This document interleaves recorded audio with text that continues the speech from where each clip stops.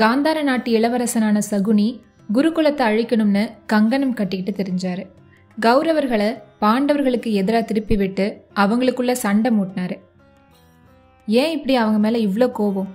எதுக்காக குருகுலத்தையே வேரோட அழிக்கணும்னு நினைச்சாரு? அதை இந்த மகாபாரத கதையில தெரிஞ்சுக்கலாம். நீங்க கேட்டுட்டு இருக்கிறது கதைவாசம். உங்க கூட நான் நந்தினி பேசிட்டு இருக்கேன். காந்தார நாட்டு மன்னன் சுபலன். அவருக்கு ஒரு மகனும் ஒரு மகளும் இருந்தாங்க.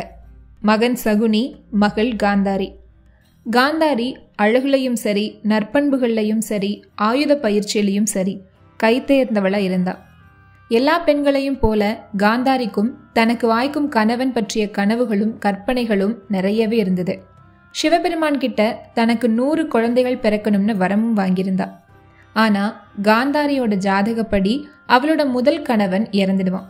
இந்த விஷயம் தெரிஞ்சா எந்த மன்னனும் தன்னோட மகளை திருமணம் செஞ்சுக்க முன்வர மாட்டானேன்னு சுபலனுக்கு வருத்தமா இருந்தது. எப்படி தன் மகளுக்கு மனம் முடிச்சு கொடுக்க போறோம்னு சுபலன் யோசிச்சுட்டு இருந்த சமயத்துல தான் பீஷ்மர் திருதராஷ்டிரனுக்கும் பாண்டுவுக்கும் பெண் தேடிட்டு இருந்தாரு. திருதராஷ்டிரனுக்கு காந்தாரிய பெண் கேட்டு பீஷ்மர் அனுப்பின ஓலைய முதல்ல சுபலன் ஏத்துக்கல. அறிவாற்றல் நிறைந்த தன்னோட மகளை ஒரு கண் பார்வை இல்லாதவனுக்கு எப்படி கட்டி வைக்கிறதுன்னு ஒரு தயக்கம் இருந்தது. ஆனா குருகுலத்தோட அருமை பெருமைகளை தெரிஞ்சுக்கிட்டதும் பெண் கொடுக்க சம்மதிக்கிறாரு. ஆனா காந்தாரியோட ஜாதகத்துல தான் முதல் கணவன் இறந்துடுவான்னு இருக்கே, அதனால ஒரு பரிகாரமும் செய்யறாரு. யாருக்கும் தெரியாம ரகசியமா ஒரு ஆட்டுக்கிடாயை அவளுக்கு திருமணம் செஞ்சு வச்சு அதுக்கப்புறம் அந்த கிடாயை வெட்டி பலி கொடுத்துடுறாரு. இந்த திருமணம் மூலமா காந்தாரி தன்னோட முதல் கணவனை இழந்த விதவை. இனி அவ திருமணம் செஞ்சுக்கிட்டா திருதராஷ்டிரன் 2ஆம் கணவனாகிடுவாரு. அதனால அவரோட ஆயுளுக்கு பங்கம் இல்லை. திருதராஷ்டிரனுக்கு தன்னை மனம் முடிச்சு கொடுக்க தன்னோட பெற்றோர்கள் முடிவு செஞ்சிருக்காங்கன்னு தெரிஞ்சதும் மறுவார்த்தை பேசாம திருமணத்துக்கு சம்மதம் சொல்லிட்டா.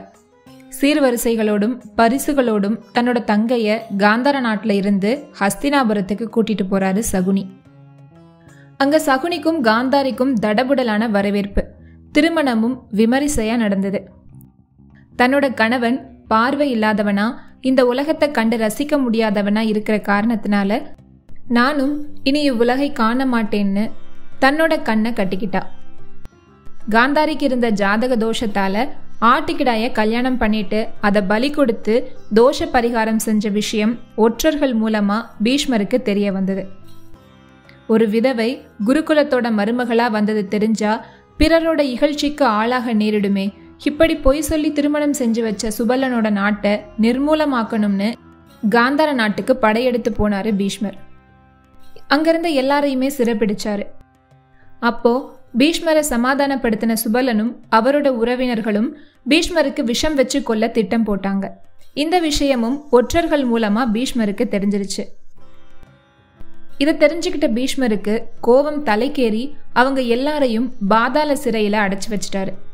ஒரு நாளைக்கு 2 பிடி உணவும் 1 குடுவை நீர் மட்டும்தான் கொடுக்கணும்னு உத்தரவு போட்டாரு. சகுனி பார்த்தாரு, இந்த உணவை வச்சுட்டு ஒரே ஒருத்தர் தான் உயிர் வாழ முடியும், மற்றவங்க அந்த ஒருத்தருக்காக உயிர் தியாகம் செஞ்சுதான் ஆகணும், இல்லைன்னா எல்லோருமே செத்து போயிடுவோம், அதனால யாரு உயிர் வாழணும்னு முடிவு செய்யுங்க அப்படின்னாரு. எல்லாருமா ஒன்று சேர்ந்து ஒரு முடிவுக்கு வந்தாங்க. சகுனியோட தந்தை சுபலன் அறிவர் சிறந்த சகுனியே உயிர் பிழைக்கணும், தன்னோட உயிரை பீஷ்மரின் குலத்தை அழிக்கவே பயன்படுத்தணும் அப்படின்னு சொன்னாரு. அவரோட இந்த முடிவு எல்லாராலும் ஏத்துக்கப்பட்டுச்சு. அதன்படி ஒவ்வொரு நாளோட உணவும் சகுனிக்கு கொடுத்தாங்க. அவரு கண்ணு முன்னாடியே ஒவ்வொருத்தரா பசியால துடிதுடிச்சு செத்தாங்க.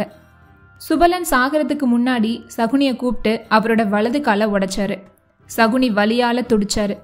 அப்போ சுபலன், உன்னோட ஒவ்வொரு அசைவிலும் இந்த மரணங்களை நீ மறக்க கூடாது, அதனால தான் உன் காலை நான் உடைச்சேன் அப்படின்னு சொல்லி தன்னோட வலக்கையை ஒடிச்சு கொடுத்து, இதில் உள்ள எலும்பை கொண்டு தாயக்கட்டைகளை உருவாக்கிக்கோ. சூதாட்டத்தில் சிறந்தவனான உனக்கு இந்த தாயக்கட்டைகள் வேண்டிய எண்ணெய் கொடுக்கும், இதை வச்சே குருவம்சத்தை அழிச்சிரு அப்படின்னு சொன்னாரு. பல வருஷங்களுக்கு அப்புறமா எல்லாரும் செத்துருப்பாங்கன்னு நினைச்சு சிறைச்சாலைக்கு வந்து பார்த்தான் துரியோதனன். அவ மேல கோபம் வந்தாலும், என் அன்பு மருமகனே, நீ எனக்கு எவ்வளோ பெரிய உபகாரம் பண்ணியிருக்க, இவங்க எல்லாருமா சேர்ந்து காந்தார நாட்டின் இளவரசனான என்னை ஒழிச்சு கட்ட திட்டம் போட்டாங்க. நீ இந்த கயவர்கள் கிட்ட இருந்து என்னையும் காந்தார நாட்டையும் காப்பாத்திட்ட. இதுக்கு உனக்கு நான் என்ன கைமாறு செய்ய போறேனோ தெரியலையேன்னு தேன் சொட்ட பேசினாரு. துரியோதனன் அந்த பேச்சை உண்மைன்னு நம்பி சகுனிய விடுவிச்சான். விடுதலையான சகுனிக்கு பழி வாங்கணுங்கிற எண்ணம் தான் அதிகமா இருந்தது. குருவம்சத்தை பூண்டோட அழிக்க சபதம் செஞ்சான். துரியோதனனுக்கு பக்கபலமா இருக்கிறதா நம்ப வச்சு தேவையில்லாத சண்டைகளை கௌரவர்களுக்கும் பாண்டவர்களுக்கும் நடுவுல உண்டாக்கி குருக்ஷேத்திர போர் வரைக்கும் கொண்டு போனான். இந்த கதை உங்களுக்கு பிடிச்சிருந்தா ஒரு தம்ஸ் அப் கொடுங்க. மேலும் இது போன்ற கதைகளுக்கு தொடர்ந்து இணைந்திருங்கள். ஒன்றாக பயணிப்போம். நன்றி, வணக்கம்.